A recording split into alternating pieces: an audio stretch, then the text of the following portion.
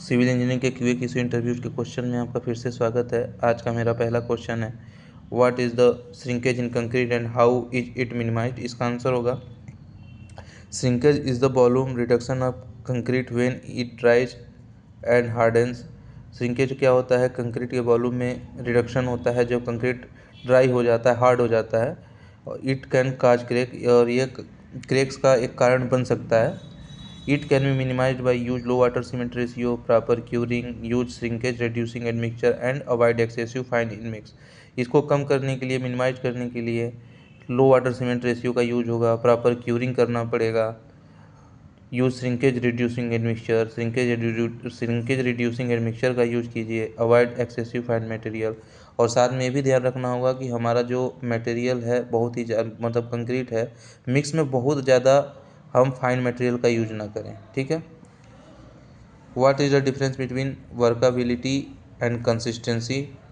Workability और consistency में क्या अंतर है? वर्कबिलिटी क्या होता है? The is with which concrete can be mixed, placed and कम्पेक्टेड।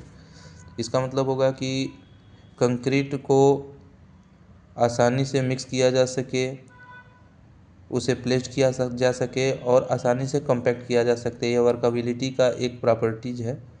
और कंसिस्टेंसी क्या होगा? फ्लूडिटी या मोबाइलिटी ऑफ फ्रेश कंक्रीट। ये क्या होता है? एक तरह से ऐसा कंक्रीट जिसको फ्लोली हम यूज करें, फ्लोली हम यूज कर सकते हैं, मतलब आसानी से उसे हम यूज कर सकते हैं। बस कंसिस्टेंसी का मतलब होगा।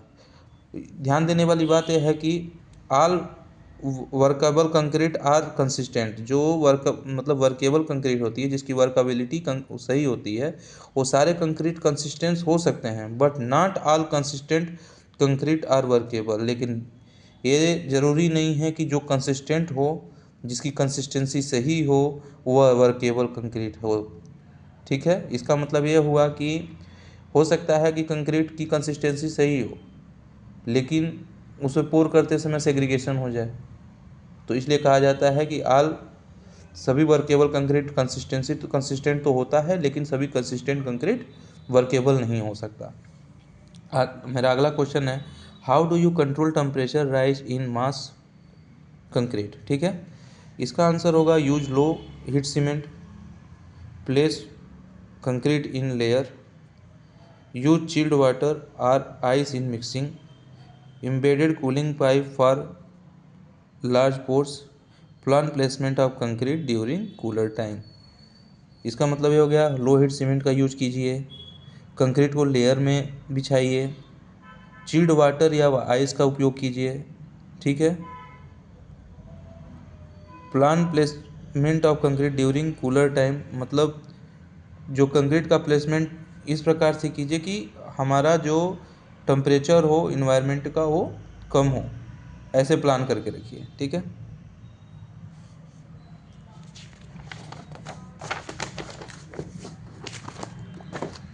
हमारा अगला क्वेश्चन है, what is the effect of using too much cement in mix design. ये बहुत ही इंपॉर्टेंट क्वेश्चन है। अगर हम मिक्स डिज़ाइन में सीमेंट का उपयोग बहुत ज़्यादा कर लेंगे तो क्या होगा? इसका आंसर होगा, इंक्रीज कास्ट। सबसे पहले क्या होगा कि उसकी वैल्यू बढ़ जाएगी, कास्ट बढ़ जाएगा। Higher heat of hydration, cracking risk. Heat of hydration ज़्यादा हो जाएगा, जिससे क्रैक्स होने के चांसेस ज़्यादा हो जाएंगे। Possible shrinkage and reduce durability. अगर हम सीमेंट ज़्यादा यूज करते हैं तो हो सकता है श्रिंकेज ज़्यादा हो, ड्यूराबिलिटी उसकी कम हो जाए।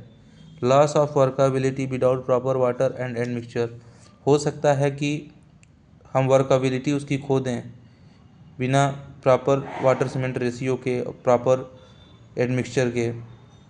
ठीक है। हमारा अगला क्वेश्चन है, what is the role of supplementary cementitious material, SCMS। Supplementary cementitious material का क्या रोल है कंक्रीट में? इसका आंसर होगा, पहले जान लीजिए सप्लीमेंट्री मटेरियल्स कौन कौन से होते हैं। यह होते हैं fly ash, GGBS, silica fume. ठीक है।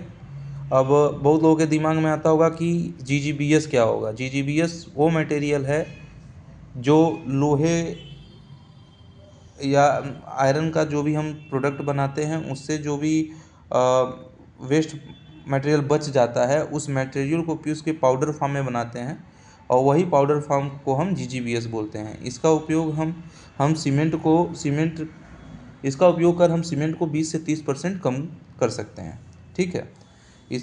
अब देखिए इसका रोल क्या है। इन्हेंस ड्यूराबिलिटी, ये ड्यूराबिलिटी को बढ़ा देगा। इम्प्रूव वर्काबिलिटी सही कर देगी। Reduce heat of hydration, supplementary materials use होने से हीट ऑफ हाइड्रेशन को हम कंट्रोल कर सकते हैं। Lower caste and carbon footprints, और जब हम सप्लीमेंट्री मटेरियल यूज करेंगे तो सीमेंट कम लगेगा, जिससे कास्ट हमारा ज़्यादा लो हो जाएगा और इन्वायरमेंट भी इफेक्ट नहीं होगा। ठीक है। इंक्रीज लॉन्ग टर्म स्ट्रेंथ, और जो जैसा कि हमने ऊपर बताया इन्हेंस ड्यूराबिलिटी तो बढ़ेगी ही, और साथ साथ हमारी स्ट्रक्चर की लाइफ भी लंबी हो जाएगी। ठीक है। धन्यवाद।